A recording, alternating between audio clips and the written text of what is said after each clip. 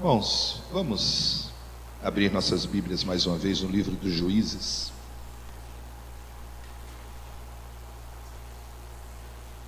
Capítulo de número 7.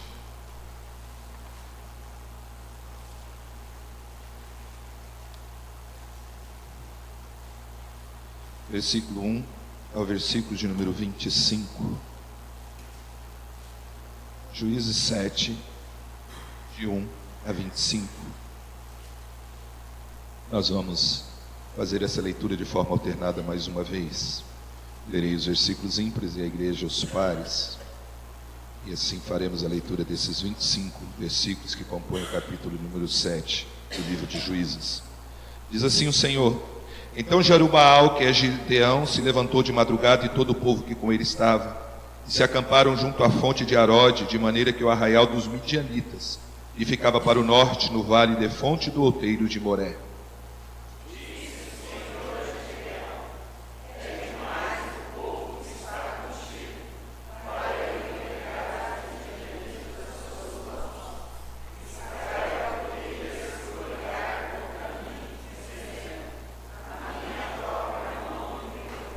Pregou, pois, aos ouvidos do povo, dizendo: Quem for tímido e medroso, volte e retire-se da região montanhosa de Gileade. Então voltaram do povo 22.000, e 10.000 ficaram.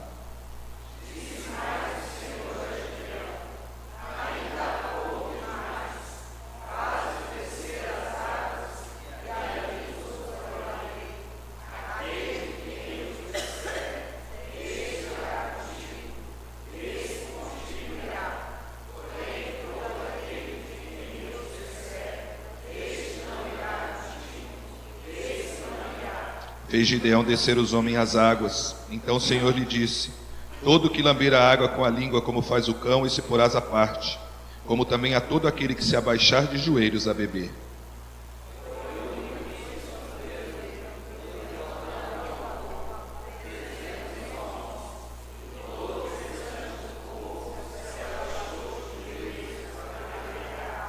Então disse o Senhor a Gideão: Com esses 300 homens que lamberam a água, eu vos livrarei, e entregarei os midianitas nas tuas mãos, pelo que há outra gente que se retire, cada um para o seu lugar.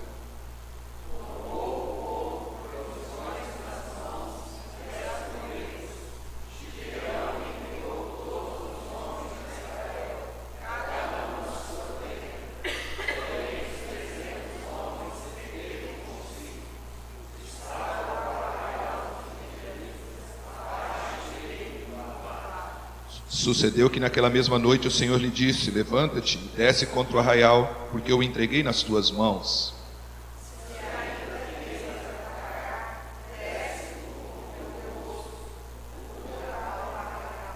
E ouvirás o que dizem. Depois, fortalecidas as tuas mãos, descerá contra o arraial. Então desceu ele com seu moço pura, até a vanguarda do arraial.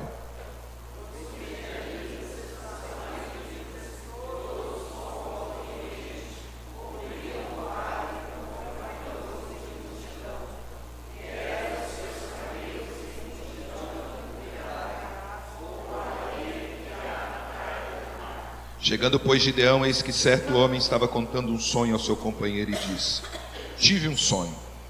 Eis que um pão de cevada rodava contra o arraial dos midianitas e deu de encontro à tenda do comandante, de maneira que esta caiu e se virou de cima para baixo e ficou assim estendida.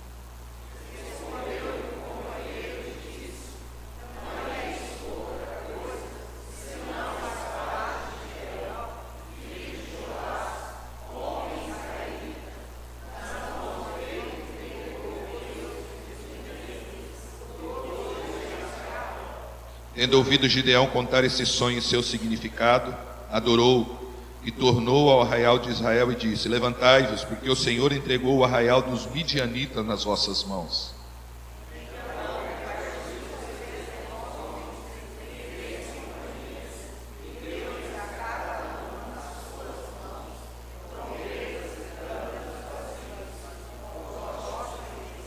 E disse-lhes: Olhai para mim e fazei como eu fizer. Chegando eu às imediações do arraial, como fizer eu, assim fareis.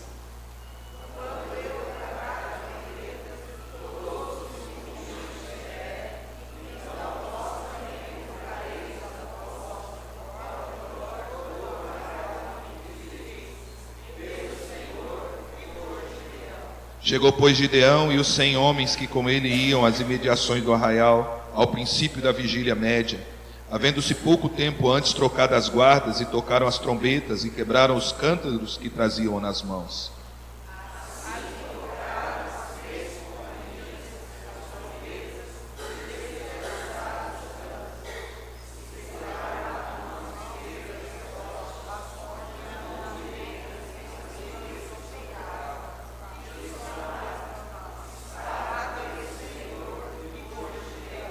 E permaneceu cada um no seu lugar ao redor do arraial, que todo deitou a correr e a gritar e a fugir.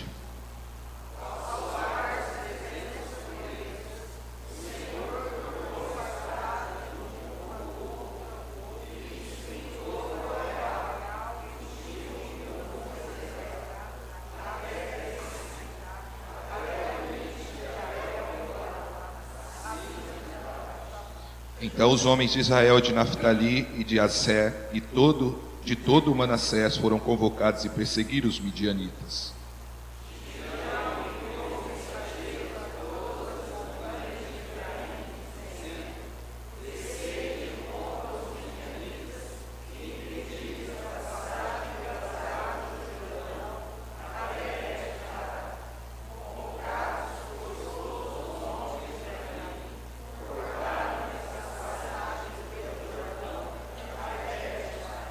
E prenderam a 2 príncipes dos midianitas, Oreb e Zeebe. Mataram Oreb na penha de Oreb, e Zeebe mataram no lugar de Zeebe. Perseguiram as midianitas e trouxeram as cabeças de Oreb e de Zoebe a Gideão, da além do Jordão. Deus amado, Deus bendito, muito obrigado, Senhor, porque é desfrutando da liberdade que vem do Senhor que nós podemos nos reunir na Tua casa nesta manhã, podemos abrir a Tua palavra, podemos ler a Tua palavra, refletir na Tua palavra. Posto, ó Deus, que é a Tua palavra que está aberta diante dos nossos olhos. Rogamos ao Senhor misericórdia para com as nossas vidas, na transmissão e na audição da Tua palavra, para que, ó Pai, segundo a Tua misericórdia, ela cumpra assim em nós o Teu propósito, e todos nós saiamos da Tua presença alimentados e transformados pelo poder da Tua palavra. Oramos no nome de Jesus. Amém, Senhor. Queridos, já sabemos qual é a grande temática do livro de Juízes, mas não podemos nos esquecer que toda a história do livro de Juízes se dá num tempo que a própria palavra de Deus afirma que era um tempo em que o povo de Israel, cada um fazia o que achava mais reto.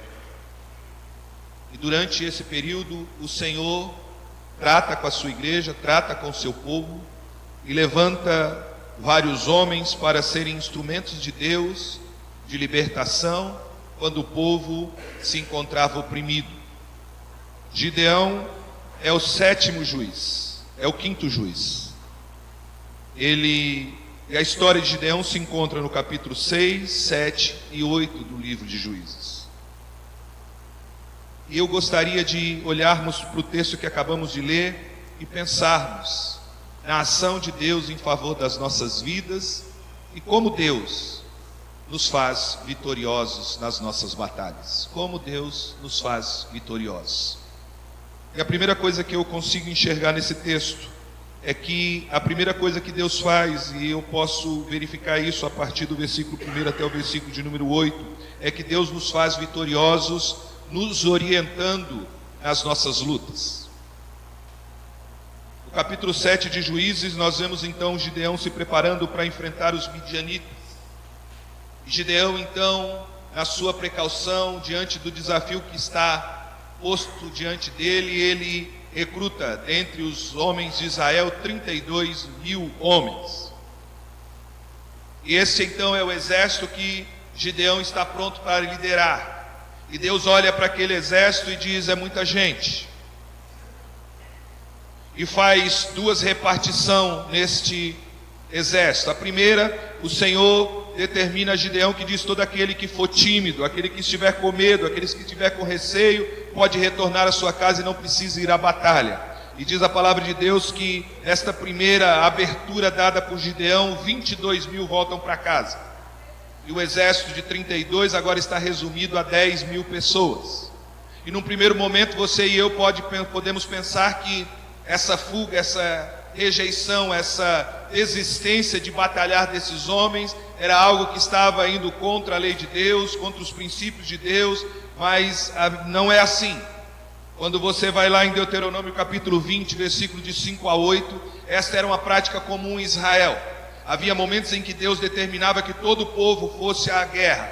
Havia momentos em que Deus dava a liberdade para que algumas classes de pessoas não precisassem participar da guerra. Os recém-casados, aquele que acabara de comprar um campo, aquele que tinha uma casa nova, aquele que estava com problemas de enfermidade na família, e também os tímidos e receiosos. A esses Deus em algum momento dava o direito de não participar das guerras de Israel. E é o que acontece aqui. Gideão, ou seguindo a orientação de Deus, está abrindo a esses a possibilidade de não irem à guerra. E diz a palavra de Deus que então 22.000 voltaram. Deus olha para aquele grupo de pessoas, 10.000 pessoas, ele ainda acha que aquele grupo é muito grande. E ordena então que seja feita uma nova separação. E o segundo teste consistia de uma maneira pouco comum e usual de Deus. Ele ordena que Gideão leve o povo à beira do riacho, e lá no riacho ele deixasse que o povo bebesse, esses homens bebessem água. E existem duas formas então que essas pessoas fazem uso deste momento para tomar a sua água. Alguns, eles enchem a mão de água e trazem a água à boca com a mão. Os outros se ajoelham diante do ribeiro e mergulham o seu rosto e tomam diretamente do riacho.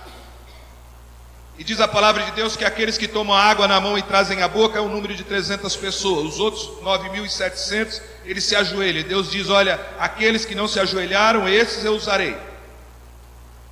Aqueles que se ajoelharam e tomaram a água direto do ribeiro, sem colocar a água na mão, esses voltam para casa. E o exército inicialmente com 32.000, agora conta com apenas 300 homens. É interessante que quando você começa a olhar a história de Gideão, Gideão primeiramente tentou a Deus. Quando Deus o convoca, ele faz uma série de exigências de Deus para ter a certeza de que Deus estava com ele naquela caminhada. Agora Deus devolve o gesto.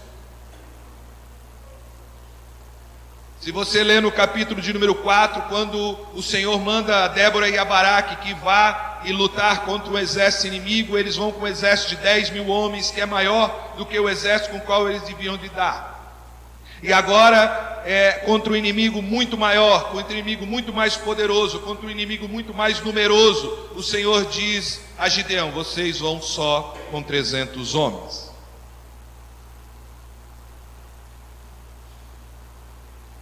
E por que Deus faz isso? Deus, na sua perfeita e infinita sabedoria, Ele tinha um propósito muito claro, e Ele deixa isso muito claro para nós no versículo de número 2 do capítulo 7.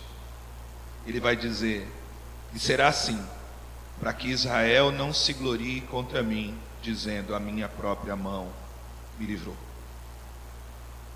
A estratégia do Senhor não se adequa a nenhum momento de batalha de Israel. Não se há na história de Israel algo parecido com esta seleção e o convite do Senhor a uma desproporção tão grande. 300 homens haveriam de lutar contra o exército que diz a palavra que enchia a terra como gafanhotos. Mas esta era a ordem de Deus. E Deus estava preparando Gideão para uma grande batalha, e certo de que o Senhor haveria de estar com ele, porque é assim que Deus age na nossa vida, é assim que Deus trabalha na minha e na sua vida, nas nossas lutas, nas nossas batalhas, nas nossas adversidades. O Senhor tem prazer em estar conosco, mas Ele tem prazer em lutar as nossas lutas, mas precisa ser do jeito do Senhor, da forma do Senhor, como o Senhor requer, para que, vencidas as nossas batalhas, não haja em nós nada de que tenhamos que nos gloriar, e toda a glória e toda a honra seja dada única e exclusivamente ao Senhor. Deus nos faz vitoriosos, nos orientando nas nossas batalhas.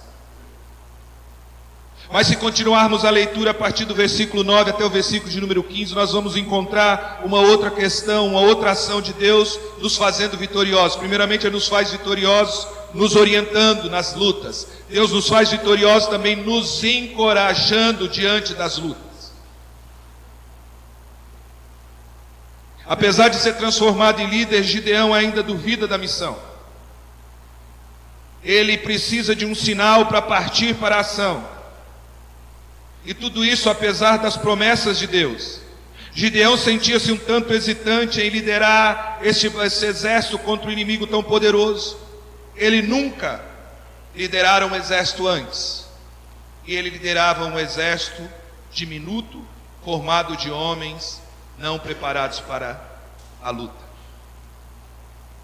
Mas seguindo a orientação de Deus, então, Deus mais uma vez vai conceder a Gideão esta palavra de incentivo. Ele diz: vai, Gideão, até o exército inimigo, chega perto e lá ouve o que você precisa ouvir. E Gideão então se aproxima, e chegando lá ele vê 2 soldados conversando. E a conversa desse soldado é um tanto quanto incomum. Um diz: eu tive um sonho, e no meu sonho eu via um grande pão de cevada girando, e ele atravessou todo o arraial dos midianitas e deu contra a tenda do comandante.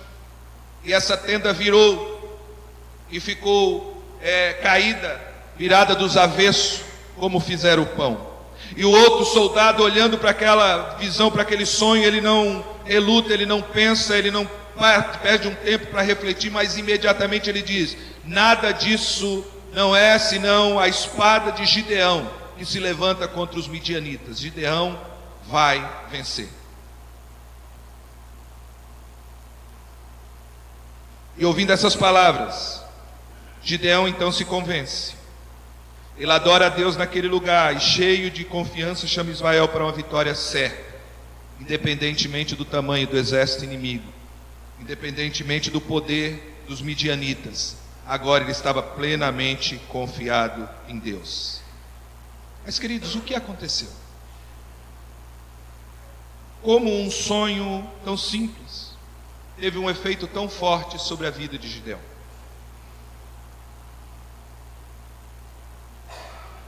Como é que esse sonho teve esse impacto tão impressionante na vida desse servo de Deus? A questão aqui é uma questão de fé. Aquele sonho fez com que Gideão crescesse. Mas não era uma questão de fé somente para Gideão, mas também uma questão de crer, de fé no seu poder também para o exército inimigo. Aquele exército, antes de ir para a batalha, já estava derrotado. Este era o sentimento daqueles soldados. O soldado, quando ouve o sonho, por mais insignificante que fosse, ele tem uma certeza: Deus, Gideão vai vencer. Nós não temos como vencer Gideão. Essa derrota daquele exército já estava clara na mente de cada um daqueles soldados, e aquele soldado que conta e que revela o sonho do outro nada mais expresso do que aquele que estava no seu coração. E ao ouvir essa certeza, esse medo, esse receio no exército inimigo, então Gideão se enche de esperança, se enche da certeza da vitória, e agora ele está pronto para liderar o exército de Israel. E é interessante, queridos, que muitas vezes as nossas lutas, nós perdemos não é porque a luta é árdua, porque a luta é difícil, mas porque nós perdemos a fé e a confiança de que podemos vencê-la. Nós precisamos recordar quando o povo de Israel está marchando uma terra prometida. Então Moisés separa 12 espias e os envia a espiar a terra, e aqueles homens então veem a terra, uma terra boa, terra que mana leite e mel, terra conforme o Senhor descreveu, terra onde seria a habitação do povo de Israel. E esses homens voltam e, pedindo relatório, então eles dizem a Moisés, à exceção de Josué e Calebe, que o povo não deveria seguir, que o povo que habitava em Canaã era um povo muito forte, as suas cidades eram fortificadas, fortalezas intransponíveis, os Enaquins, os gigantes habitavam naquela terra, e que o povo de Israel não tinha a mínima possibilidade de alcançar qualquer vitória. E o que vemos aqui é a mesma coisa que acontece com os midianitas. O povo de Israel realmente não poderia vencer, porque no coração do povo já havia perdido a esperança. O povo já não mais cria que era possível obter a vitória mesmo com o auxílio de Deus. E por causa deste abatimento, e por causa desta falta de fé, ainda que rebatidos e ainda que rechaçados por Josué e Calebe, o povo então ele não se move da sua certeza e diz: nós vamos morrer. Em decorrência disso, o povo peregrina 40 anos no deserto. Ao cabo desses 40 anos, lá já está o povo agora sobre a liderança de Josué. Antes de transpor o Mar Vermelho, antes de transpor o Rio Jordão, Josué manda o povo para o outro lado, na terra de Canaã, para espiar a terra. E agora esses dois espias estão na casa de Raabe, a prostituta. E as palavras de Raabe não são as mesmas que o povo desejava ouvir, mas diz a palavra de Deus, lá em Números, versículo de número 33, ele diz assim, que os habitantes eram gigantes, sentiram-se como gafanhotos, por isso o povo de Israel temeu. Mas quando você olha para a palavra de Deus, quando o povo está diante de Raabe, a prostituta, ela diz assim: porque se desmaiou o nosso coração, e todo o povo sabe que Deus é convosco, e não há esperança de vitória, por causa da presença do Senhor com vocês. O sentimento de derrota que há nos midianitas é o mesmo sentimento de derrota que havia nos espias, nos 10 espias, e é o mesmo sentimento de derrota que habita na cidade de Jericó, sabendo que Josué está às portas daquela cidade, liderando o exército de Israel. Jericó já estava derrotada, Israel já estava derrotado, os midianitas já estavam derrotados, porque deixaram de crer, porque deixaram de ter fé na possibilidade de vitória. E é interessante que agora o povo que os espias viram e descreveram como gafanhotos que enchiam a terra, os gafanhotos agora são os derrotados e não os vitoriosos. Os gafanhotos já não estão prontos para vencer, mas estão prontos, preparados para fugir. E Gideão sabia que ele só precisava fazer uma coisa: obedecer a Deus, fazer do jeito de Deus e contar com o auxílio de Deus. Como Deus faz para nos dar vitórias, como Deus procede para nos fazer vitoriosos. Primeiro, Ele nos orienta nas nossas batalhas. Segundo, Ele nos encoraja nas nossas lutas. E terceiro, e mais importante, Ele luta por nós.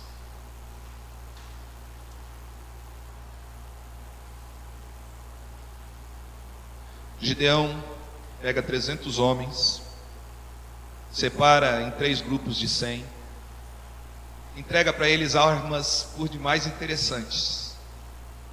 3 armas: um cântaro, um vaso de barro, uma trombeta e uma tocha. E é com estas armas que o Senhor vai vencer o exército poderoso e numeroso dos midianitas. Esses homens então têm a responsabilidade de colocar as tochas dentro dos vasos de barro e segurar a trombeta com a outra mão, e a ordem de Gideão é: vocês vão fazer exatamente o que eu faço, e nós vamos nos aproximar do exército midianita, e nós vamos cercá-los nesses 3 grupos, e quando eu der a ordem, do jeito que eu fizer, vocês haverão de fazer. E vocês então terão que fazer só uma coisa: tocar as trombetas, quebrar os cântaros para que as tochas apareçam, e vocês devem ainda gritar por Deus e por Gideão. E é interessante, queridos, que é exatamente isso que o povo faz. Mas eu queria destacar algumas coisas relativas a este momento, esta vitória do povo através do exército de Gideão. A primeira coisa, no versículo 19, você pode acompanhar aí comigo. Diz o versículo 19: Chegou, pois, Gideão e os 100 homens que com ele iam às imediações do arraial, ao princípio da vigília média. O que é esta vigília média? Essa vigília média é o meio entre as vigílias da noite. O tempo em Israel, naquele período, ele era contado em 2 vigílias: a vigília do dia e a vigília da noite. A vigília do dia começava às 6 horas da manhã e ia até às 6 horas da tarde. A vigília da noite começava às 6 horas da tarde e até às 6 horas da manhã. O princípio da vigília média é aproximadamente por volta da meia-noite, no horário da troca dos guardas, quando a maioria do exército está dormindo. É neste horário que Deus ordenou a Gideão que atacasse. Gideão precisava entender que ele teria que fazer do jeito do Senhor, na hora do Senhor, no momento do Senhor, porque só dessa forma eles encontrariam a vitória. No momento mais escuro da noite, no momento mais difícil de caminhar por aquelas ruas e lugar onde o povo, por aqueles campos onde o povo estava acampado, era neste momento que o Gideão deveria se aproximar com os seus homens. E por isso as tochas dentro dos cântaros, porque não deveria ser percebida a presença desses homens até o momento adequado. O versículo de número 19 então diz: no princípio da vigília média. Mas se você olhar o versículo de número 21, então a palavra de Deus diz: e permaneceu cada um no seu lugar ao redor do arraial, que todo deitou a correr e a gritar e a fugir.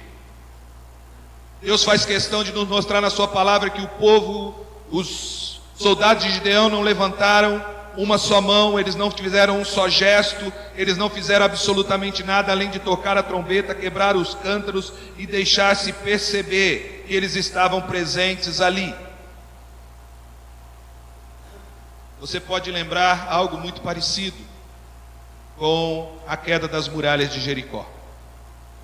Diz a palavra de Deus que o povo cercou Jericó e quando as trombetas tocaram, as muralhas caíram, sem que o povo fizesse o menor esforço. Mais uma vez está o Senhor mostrando que quando Ele quer nos dar a vitória, Ele luta as nossas batalhas e nós só precisamos confiar no Senhor e esperar e ver o agir do Senhor. O povo não fez nada e permaneceu cada um no seu lugar ao redor do arraial. E diz a palavra de Deus que todo o arraial deitou a correr e a gritar. E no versículo 22 diz: ao soar das 300 trombetas, o Senhor tornou a espada de cada um contra o outro, e isto em todo o arraial. Agora imagine a cena. Você está dormindo, no momento mais pesado do seu sono, e de repente você ouve o som das trombetas tocando, um som incomum numa guerra. E quando você abre os olhos, você vê em volta do arraial muitas tochas acesas. E nós podemos pensar que na cabeça de um soldado, o que eles poderiam imaginar? Um grande exército vem sobre nós. E as tochas que vemos e o som das trombetas é só o anúncio de que um grande exército marcha sobre nós e não há esperança de vitória para nós. E o que esses homens fazem? Eles se expõem a correr.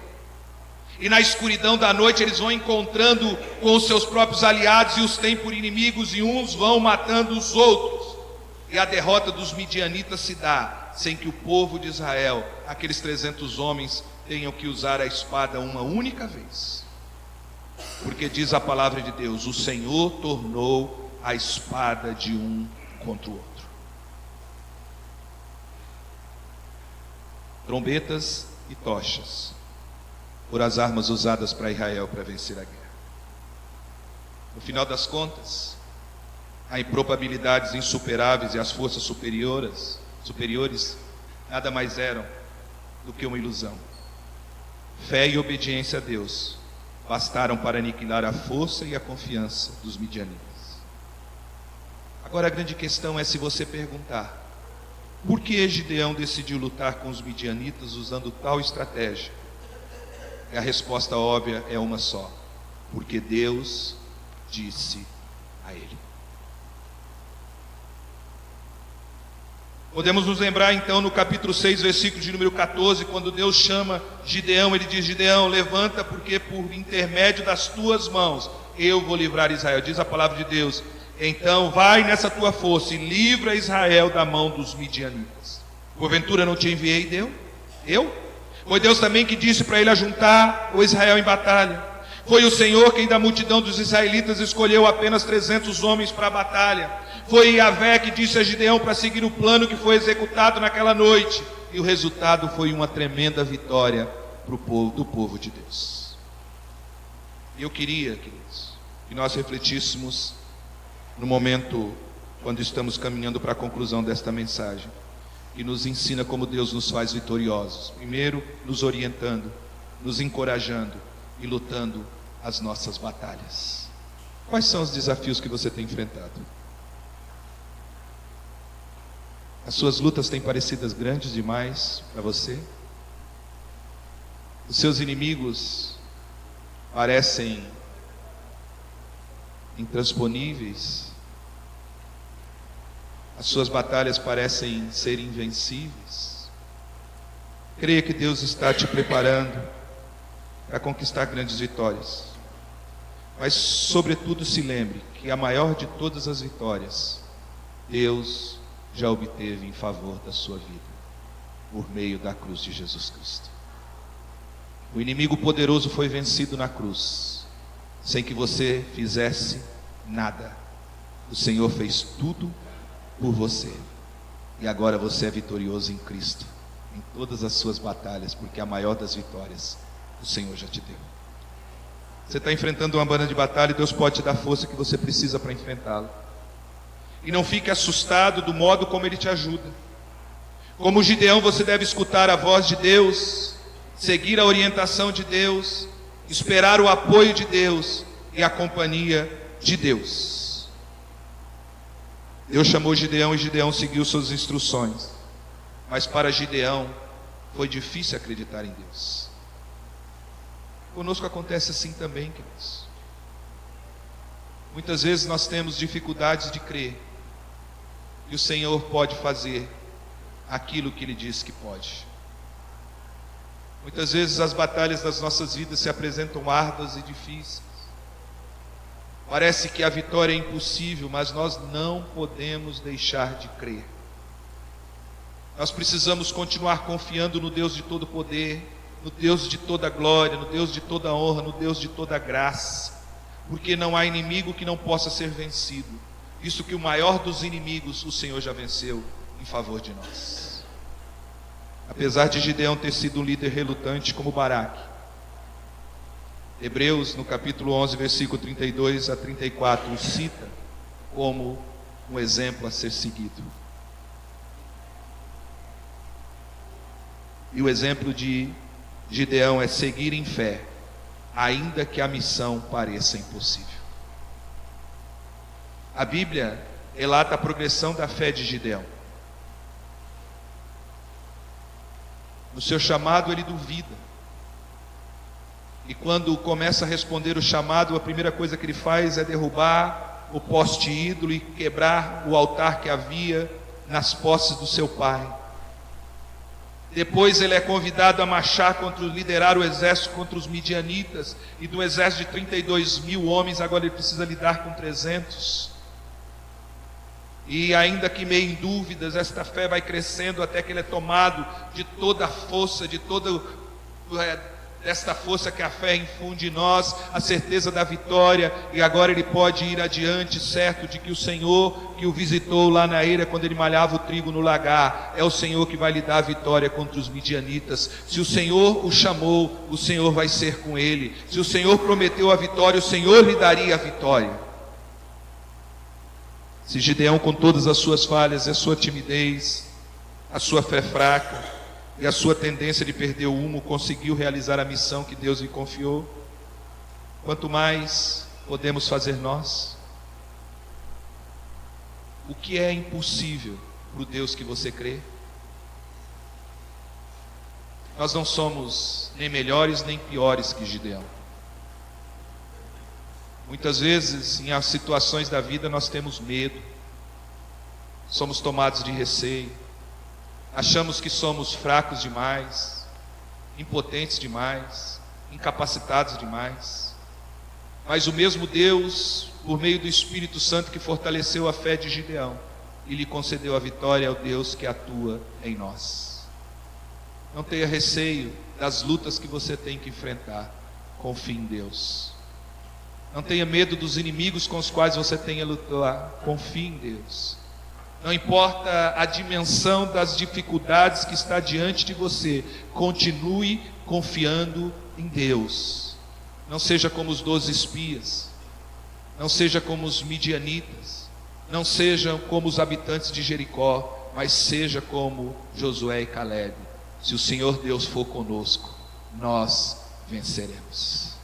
Você tem ao seu lado um Deus todo-poderoso, que tem prazer em estar com você, que quer te fazer vitorioso sobre todas as suas lutas, que quer te dar vitória sobre todas as tuas batalhas, não importa quais sejam. E Ele pode fazer isso, e Ele quer fazer isso. E a forma como Deus age é nos orientando por meio do Espírito Santo, nos encorajando quando achamos que não vamos conseguir, e nos dando a vitória pela fé. E eu fico pensando, queridos, que a Bíblia fala das trombetas lá em Jericó, fala das trombetas aqui em Gideão, mas ela também lá em Apocalipse, ela fala dessas trombetas. E diz que quando soar a 7ª trombeta, quando a trombeta do juízo tocar, então todos os inimigos do Senhor serão vencidos pelo Senhor e por sua igreja. Todos os inimigos, porque este é o jeito de agir de Deus. Você é vitorioso não por aquilo que você faz, não por aquilo que você é, mas pela graça de Deus que te alcança e pelo poder de Deus que atua através da sua vida. Creia nisso e saiba que por maior que sejam as suas dificuldades, Deus é maior do que os seus problemas. E o Senhor tem desejo e tem prazer de lhe dar a vitória sobre todos eles. Creia nisso e desfrute e seja vencedor por meio de Cristo Jesus. Amém.